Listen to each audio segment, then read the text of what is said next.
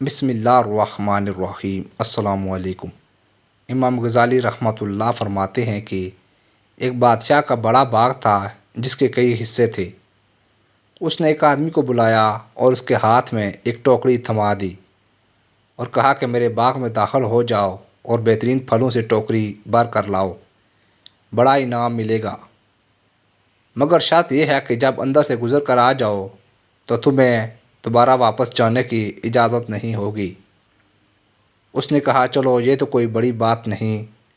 وہ ٹوکری لے کر چل پڑا، ایک طرف سے دروازے میں داخل ہوا، دیکھا کہ اس کے اندر پھل ہیں مگر پسند نہ آئے۔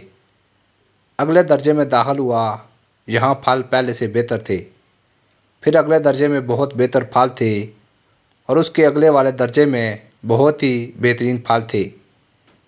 یہاں دل میں خیال آیا کہ اب تو میں کچھ پھل توڑ لوں گا۔ پھر سوچنے لگا آگے سب سے بہتر پھل توڑوں گا۔ جب اگلے اور آخری درجے میں داخل ہوا تو کیا دیکھتا ہے کہ وہاں پر تو کسی بھی درخت پر پھل نہیں۔ افسوس کرنے لگا کہ ہے کاش میں نے پہلے درجے سے پھل توڑے ہوتے تو آج میری ٹوکری خالی نہ ہوتی۔ اب میں بادشاہ کو کیا منہ دکھاؤں گا؟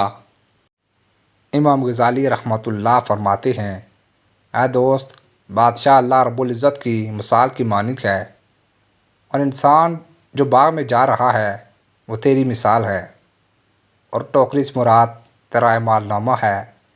زندگی کی مثال باغ کی مانند ہے اور اس کے مختلف حصے تیری زندگی کے ہر دن کی مانند ہیں۔